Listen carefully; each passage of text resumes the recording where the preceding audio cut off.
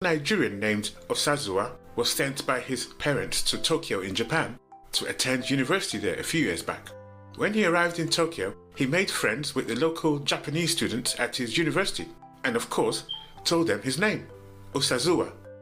When he did, they looked at him in shock and said to him, "Are you joking? That's a pure Japanese name." And he said to them, "Of course it's not Japanese, I'm from the Edo ethnic group in Nigeria." And the friends looked at him in even greater shock and said to him, "What did you just say your ethnic group was?" He repeated, "Edo." And then they said to him, "You've got to be kidding. Edo is the former name of Tokyo, this city we are in right now. Edo is the former name of Japan. It's also the name of the Edo Empire which reigned over Japan for centuries."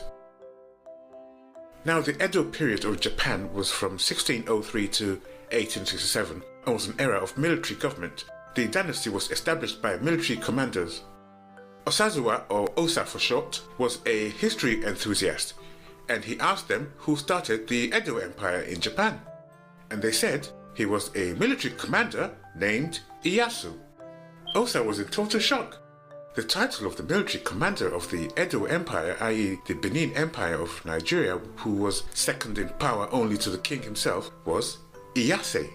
As they chatted further, one of the Japanese looked up into the night sky and commented on the unusually bright moon, or Tsuki, and also asked him, "What did you just call the moon?" "Tsuki," he replied. And then Osa said, "In Edo, we call the moon Uki." And they looked at him in pure astonishment. And then he added, "Uki is also the name we use for beauty." The Japanese kids stood bolt upright as they screamed, "And Tsuki is the name we also use for beauty." As they wondered aloud in amazement, an elderly Japanese man walked up to them to ask for directions, and the Japanese students greeted him by saying respectfully, "Domo, domo." Osa heard them and nearly fell off his chair. He said, "That's exactly how we greet elders in Edo land. We say, Domo."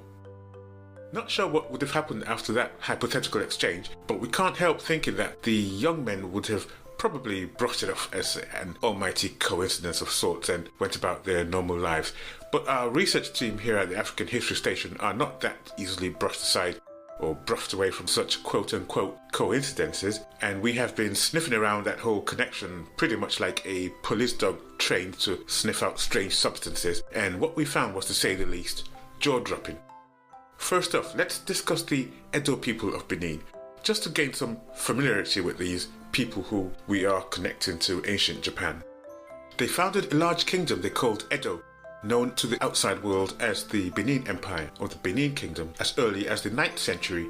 They were among the various black African ethnic groups who migrated from Egypt, Nubia, and the area now known as the Middle East into West and Central Africa from between roughly 300 BC right up to about 900 AD for various reasons, including increased desertification of the Sahara and foreign invasions by Greeks, Romans, and later on Arabs. Seemingly, literally the first thing the Edo people did when they got to southern Nigeria was to build an absolutely massive wall and military rampart surrounding the entire kingdom, and even separating internal towns and villages, one from the other. Was there a plan to keep out the Arabs and other invaders?